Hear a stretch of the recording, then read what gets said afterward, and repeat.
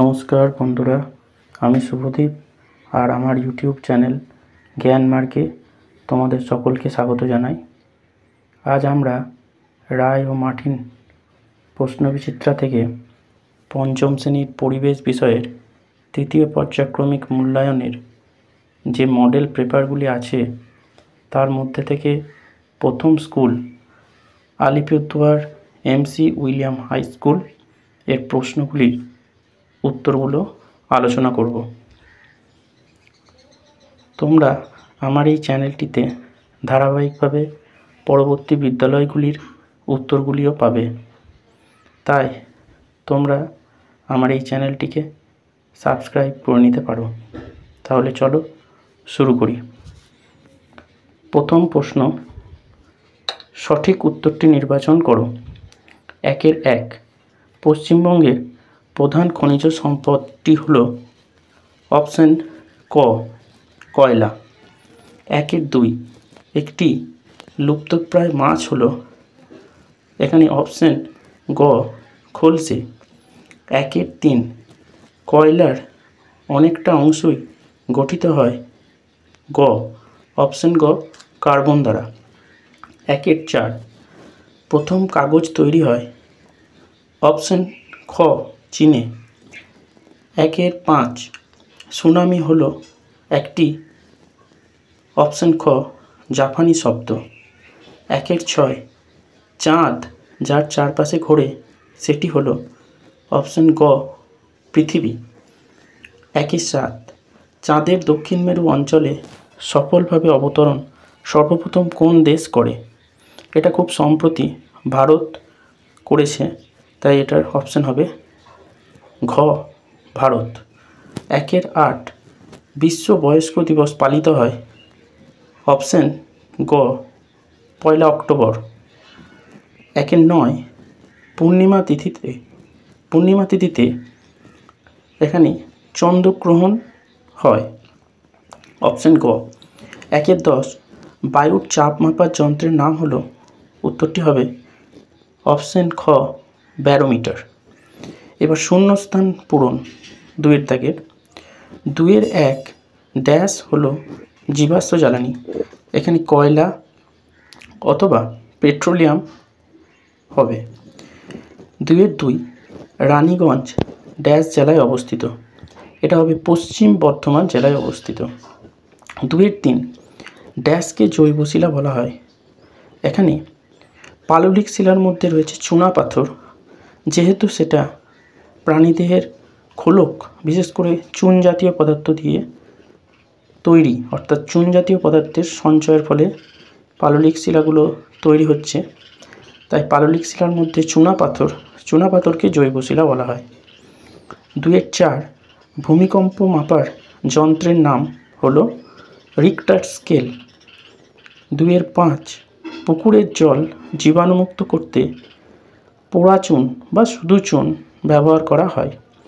6 পরিবেশ দূষণের ফলে ড্যাশ বদলে যাচ্ছে, জলবায়ু বদলে যাচ্ছে।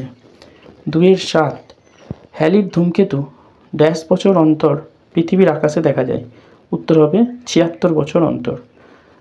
8 ডাইনোসর একটি ড্যাশ প্রাণী, বিলুপ্ত প্রাণী। 9 ড্যাশ দিনটি বিশ্ব জল দিবস হিসেবে পালিত হয়, উত্তরটি হবে 22 মার্চ তারিখটি বিশ্ব জল দিবস হিসেবে পালিত হয়। 10 বাইক চালানোর সময় ড্যাশ মার্কা হেলমেট পরা অবশ্যই উচিত, এটা হবে ISI মার্কা হেলমেট পরা অবশ্যই উচিত। এরপর 3 দাগে সত্য বা মিথ্যা বিবৃতিগুলোকে করতে হবে। 1 সকল শক্তির উৎস খাদ্য, এটি ভুল বা মিথ্যা। 2 জেনারেটর ডিজেলের দ্বারা চলে, এটা সত্য। 3 ভুটানের কাছে ঝালংয়ে একটি তাপবিদ্যুৎ কেন্দ্র আছে, এটা সত্য। 4 হড়পা বাঁধ একটি প্রাকৃতিক দুর্যোগ, এটাও সত্য। 5 সব নক্ষত্রেরই জন্ম মৃত্যু আছে, এটাও সত্য। এরপর 4 দাগের বাম স্তম্ভের সঙ্গে ডান স্তম্ভের মিল করতে বলেছে। একটি 4-এর 1 দিয়েছে একটি বিষাক্ত গ্যাস, এটি হবে গয়ের কার্বন মনোক্সাইড। 4-এর 2 শিশুদের একটি অধিকার, এটা হবে অবৈতনিক ও বাধ্যতামূলক শিক্ষালাভ। 4-এর 3 শ্রীমতী প্রতিভা পাতিল, এটি ভারতের প্রাক্তন রাষ্ট্রপতি। 4-এর 4 বিডিও অপশান ক হবে সমষ্টি উন্নয়ন আধিকারিক। আর 4-এর 5 কয়লা ও পেট্রোলিয়াম, এটি হবে অপশান খ জীবাশ্ম জ্বালানি। 5-এর দাগের এক কথায় উত্তর দাও। এখানে 5-এর 1-এর প্রশ্নটি দিয়েছে কালো হিরে কি? কয়লাকে কালো হিরে বলা হয় কারণ হিরে যেমন মূল্যবান, কয়লার বহুবিধ ব্যবহারের জন্য কয়লাকেও একটা মূল্যবান জৈব সম্পদ হিসেবে বিবেচনা করা হয়, অর্থাৎ উত্তরটি হবে কয়লা। 5-এর 2 সবচেয়ে নিম্নমানের কয়লা কোনটি? সবচেয়ে নিম্নমানের কয়লা হলো পিট। প্রোডিউসার গ্যাস কি?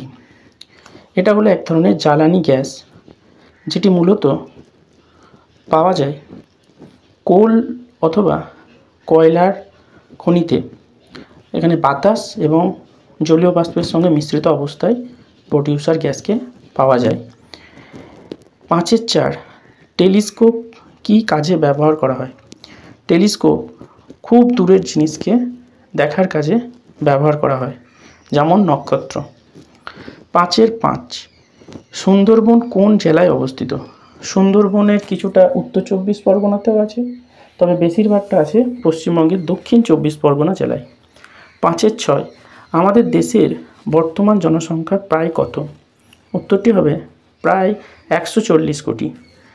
5-এর 7 ছায়া কিভাবে উৎপন্ন হয়?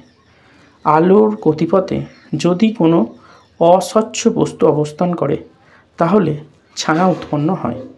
সোলার লাইট কি? তাহলে যে সমস্ত লাইটগুলি সূর্যের আলোকে বিদ্যুতে রূপান্তরিত করে চালিত বা চলে সেগুলো হচ্ছে সোলার লাইট। 5-এর 9 পৃথিবীর কক্ষের আকৃতি কেমন? উত্তরটি হবে উপবৃত্তাকার। 5-এর 10 সারাদিনে ভাটা কত সময় অন্তর হয়? সারাদিনে ভাটা 12 ঘন্টা 26 মিনিট অন্তর হয়। 5-এর 11 একটি উপগ্রহের নাম দাও। একটি উপগ্রহের নাম হলো চাঁদ। এইবার 2-3টি বাক্যে উত্তর দিতে বলেছে। 6-এর দাগের 1-এর প্রশ্ন জোয়ার ভাটা কাকে বলে? তাহলে চাঁদ ও সূর্যের মিলিত আকর্ষণের জন্য পৃথিবীর জলরাশি ফুলে উঠলে তাকে বলা হয় জোয়ার, এবং কমে গেলে অর্থাৎ যদি জলতল কমে যায় তাকে বলা হয় ভাটা। 6-এর 2 বন্যার 2টি মনুষ্য সৃষ্ট কারণ লেখো। বন্যার 2টি মনুষ্য সৃষ্ট কারণের মধ্যে 1 নম্বর হবে যে নদীর কাছাকাছি অঞ্চলে অতিরিক্তভাবে বসতি স্থাপন এবং নগর স্থাপন, শিল্পায়ন, এটা একটা কারণ। 2 নম্বর হচ্ছে নদীতে বৃহৎ আকৃতির জলাধার নির্মাণ করা, এতে নদীর স্বাভাবিক গতি ব্যাহত হচ্ছে, তার জন্য বন্যা দেখা দিচ্ছে। তাহলে 1 হলো নদীর পাশে বেশি বসতি নির্মাণ, আর জলাধার নির্মাণ হচ্ছে 2 নম্বর কারণ। 6-এর 3 সুনামি কি? তাহলে সুনামি হলো একটি সামুদ্রিক জলোচ্ছ্বাস। এটি সৃষ্টি হয় সমুদ্রের তলদেশে খুব তীব্র মাত্রার ভূমিকম্প হলে সেই ভূমিকম্পের যে শক্তি হয় সেই শক্তি বেরিয়ে আসে, তার জন্য সমুদ্রের জলে বড় বড় ঢেউ ওঠে, এটাকে সুনামি বলে, যেটি একটি জাপানি শব্দ। 6-এর 4 জীবাশ্ম জ্বালানি কাকে বলে? তাহলে জীবাশ্ম জ্বালানি হলো মৃত উদ্ভিদ বা প্রাণীদেহ যখন দীর্ঘদিন ধরে মাটির নিচে চাপা থাকে এবং মাটির নিচের তাপ এবং চাপের জন্য সেটি প্রস্তুরীভূত হয় এবং যে জ্বালানির সৃষ্টি হয় তাদেরকে বলা হবে জীবাশ্ম জ্বালানি। অর্থাৎ এখানে কয়লা, পেট্রোলিয়াম ইত্যাদি হলো জীবাশ্ম জ্বালানি। 6-এর 5 পেট্রোলিয়াম থেকে কি কি পাওয়া যায়?